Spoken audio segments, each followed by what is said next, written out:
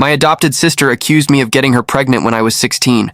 My family disowned me, my girlfriend blocked me, and I disappeared. 13 years later, the truth came out. They came crying to my doorstep. I didn't open the door. At 16, my life didn't end with a bang. It didn't end with a car crash or a fire. It ended with a whisper over a plate of half-eaten pancakes. My adopted sister, Chloe, whispered 5 words that turned my world into ash. It was Caleb. He forced me. That was the hook. That was the moment the floor dropped out of my universe. My name is Caleb. I'm 29 years old now. But back then, I was just a sophomore in high school who liked baseball, struggling with algebra, and thought my family was the safest place on earth. I looked at Chloe as my best friend. We were only a year apart. My parents had adopted her when she was 6. I shared my toys, my snacks, and my secrets with her. I defended her when kids at school made fun of her oversized glasses.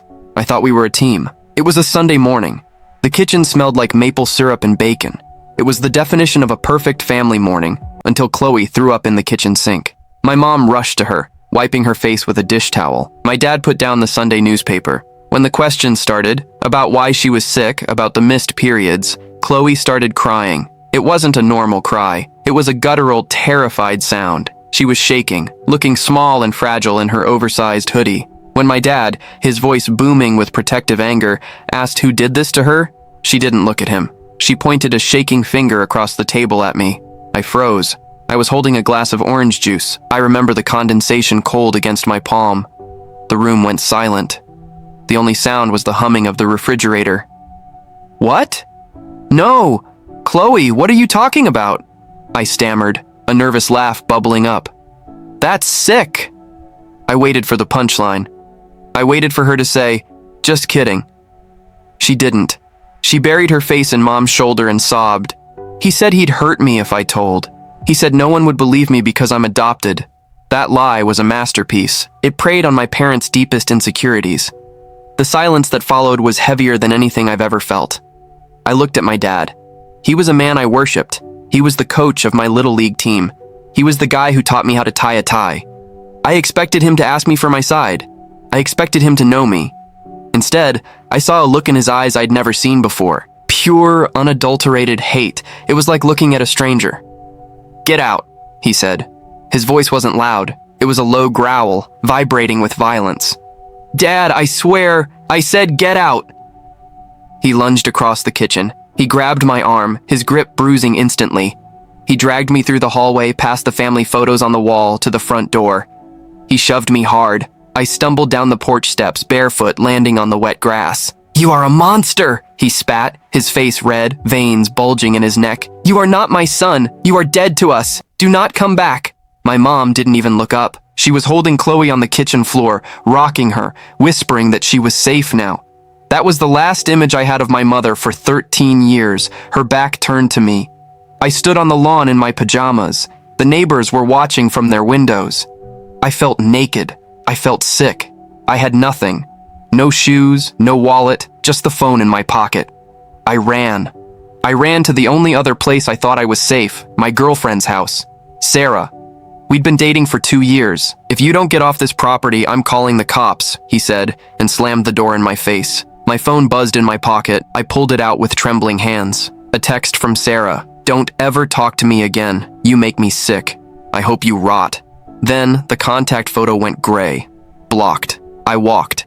I walked until the suburbs turned into highway strips. I walked until the pavement cut my bare feet, and I left bloody footprints on the shoulder of the road. I ended up under a highway overpass 10 miles out of town. That first night, shivering on dirty cardboard, listening to the cars rush by overhead, I didn't sleep. I just cried until I dry heaved. I waited for them to come find me. I waited for the realization to hit them. I thought, any minute now, Dad's truck will pull up. He'll be crying. He'll say he's sorry. The sun came up. No one came. 2 days later, starving and desperate, I traded my phone at a shady pawn shop for $50 and a pair of used work boots.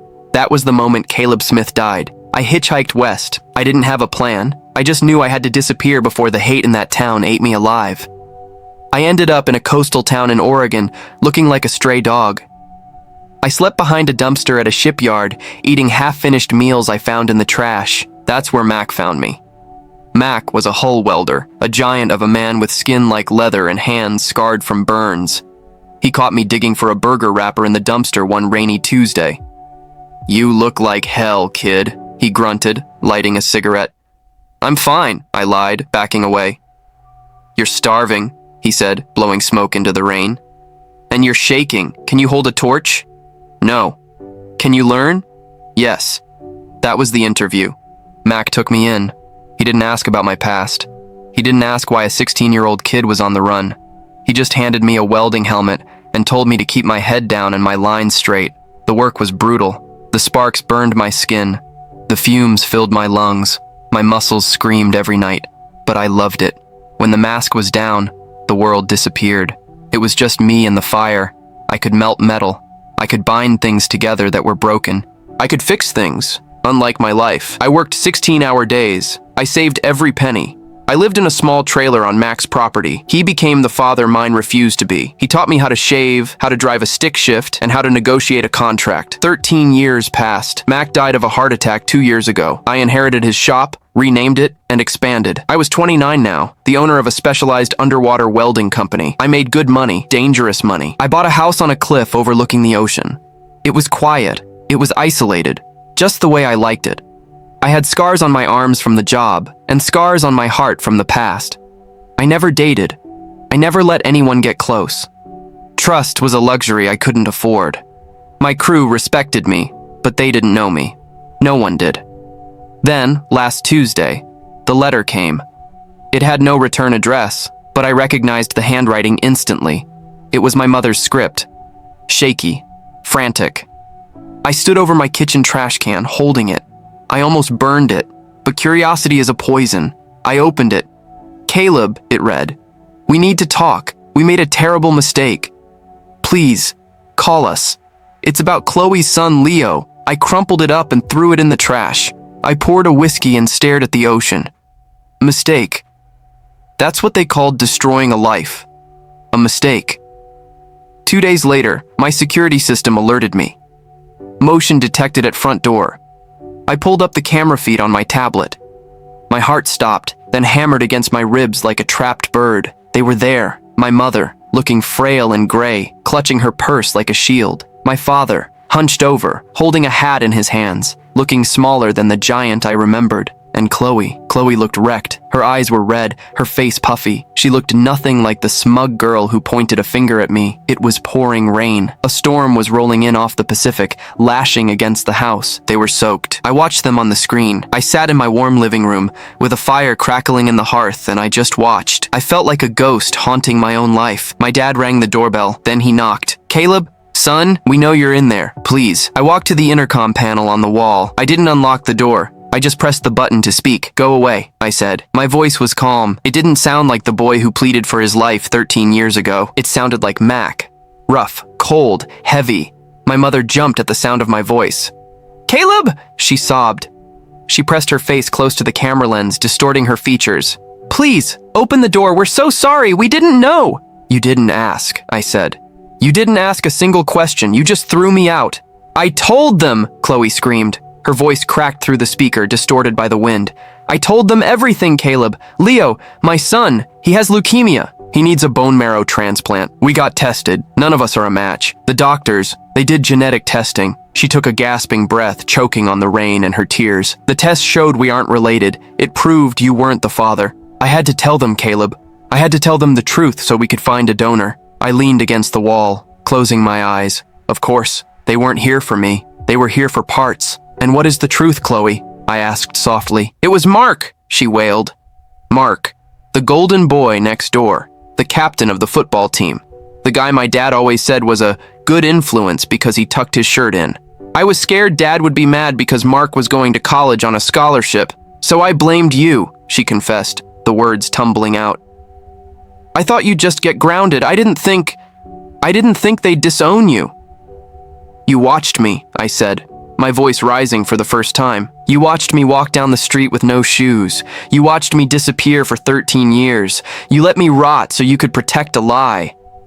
I was a child, she pleaded. So was I whispered. I was a child too. Caleb, please, my dad cut in. His voice broke. We were wrong. We failed you. I haven't slept a full night in years thinking about you. But Leo, he's innocent. He's 12 years old. He's dying. He might match with you. Please, just get tested. Be the bigger man. The bigger man. I looked at my hands. They were calloused, stained with grease and hard work. I built this life from nothing. They erased me. They replaced me with a lie. And now, they only wanted me back because they needed my marrow. I thought about this kid, Leo, an innocent kid. But I also thought about the 16-year-old boy sleeping under a bridge, praying for his dad to come save him. That boy died under that bridge. I'm not a match, I said. How do you know? Mom cried. You haven't been tested. Because I'm not his family, I said, my voice flat. My family is a welder named Mac who is buried 2 towns over. My family is the crew I work with. You people, you're just strangers standing in the rain. Caleb, don't do this, Dad yelled, banging his fist on the door. It was the same anger I saw 13 years ago, just desperate now. He's a child. He has nothing to do with this. And I had nothing to do with it either, I snapped back. You made your choice. You chose to believe the lie because it was easier than looking at your perfect daughter and seeing a flaw. You lived with that lie comfortably for 13 years. Now you can live with the truth. Caleb! I turned off the intercom. The silence that rushed back into the house was deafening. I stood there for a long time.